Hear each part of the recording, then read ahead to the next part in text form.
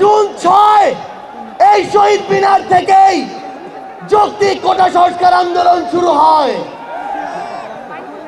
August ৩ এই শহীদ মিনার থেকেই শত শত ভাইয়ের রক্তের উপরে, লাশের উপরে দাঁড়িয়ে এক দফা ঘোষণা হয়। আগস্ট ৫ এই আগস্ট ৫-এই বাংলাদেশের ছাত্র জনতার ঐক্যবদ্ধ লড়াইয়ে খুনি হাসিনা দেশ থেকে পালিয়ে যায়। ওই জুন ৫ থেকে আগস্ট ৫-এর যে লড়াই, সে লড়াই কি শেষ হয়ে গিয়েছে? আমাদের সংগ্রাম কি শেষ? আমাদের সামনে এখনো খুনিরা, খুনিদের দোসররা এখন উন্মুক্ত ভাবে চলাফেরা করে। যারা আমাদের ভাইদের হত্যা করেছে, ওই ছাত্রলীগ, যুবলীগ, আওয়ামী লীগের সন্ত্রাসীরা, তারা এখনো বিভিন্ন দিক থেকে আমাদেরকে দেখে আর মুচকি হাসে। এই খুনিদের বিচার হতে হবে কিনা,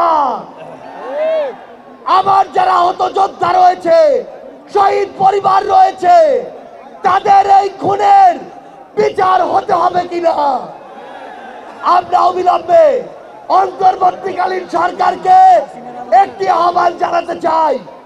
আমরা যদি আমাদের এই শহীদ ভাইদের রক্তের বিচার না করতে পারি, আমরা কখনো নিজেদেরকে মাফ করতে পারবো না। আমরা স্পষ্ট করে একটি কথা বলতে চাই, অন্তর্বর্তীকালীন সরকার এখনো যেই জায়গায় আটকে আছে, আমাদের সিন্ডিকেট গুলো ভাঙতে হবে। এখনো কেন আমরা শুনবো এক হাত থেকে আরেক হাতে সিন্ডিকেট দিয়েছে? তাহলে আপনারা আপনাদের জায়গা থেকে কি অ্যাকশন নিচ্ছেন? এক হাত থেকে যদি আরেক হাতে সিন্ডিকেট যায়, তাহলে সেই হাত আপনারা ভেঙে দিচ্ছেন না কেন? আমরা অন্তর্বর্তীকালীন সরকারকে আরেকটি স্পষ্ট আহ্বান জানাতে চাই, সেটি হচ্ছে আমাদের এই বাংলাদেশ সকল দেশের সাথে বন্ধুত্বপূর্ণ পররাষ্ট্র নীতিতে যাবে, কিন্তু সেই বন্ধুত্বপূর্ণ পররাষ্ট্র নীতির সুযোগে কেউ যদি মাথায় উঠে বসে, আমরা তাকে মাথা থেকে মাটিতে ফেলে দিতে বিন্দু মাত্র দ্বিধা করব না। আমরা স্পষ্ট করে একটি কথা বলতে চাই, যেই খুনিরা এই দেশের বাইরে, এই দেশের মানুষের ঘামের হাজার হাজার কোটি টাকা পাচার করেছে, সেই টাকা ফিরিয়ে আনতে হবে।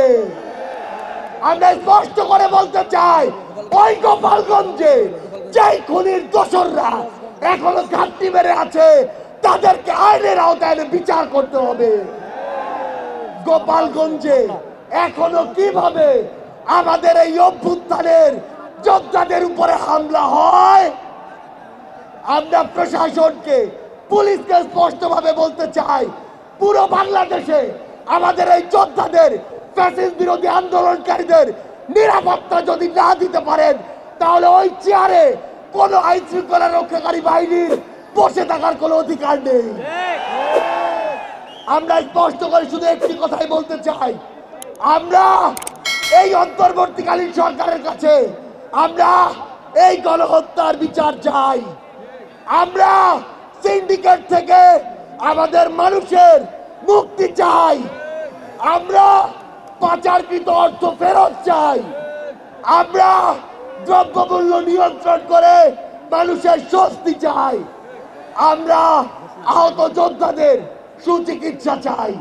পরিশেষে শুধু একটি কথাই বলবো, যে শব্দ নিয়ে এত মানুষ রক্ত দিয়েছে, এত মানুষ জীবন দিয়েছে, যে কেউ সেই সচিবালয়ে বসে হোক, পুলিশে বসে হোক, অন্য কোথাও বসে হোক, যদি সেই স্বপ্নের সাথে, স্পিরিটের সাথে বিন্দু মাত্র বিশ্বাসঘাতকতা করার চেষ্টা করে, তাকে সমূলে উৎপাদিত করতে হবে।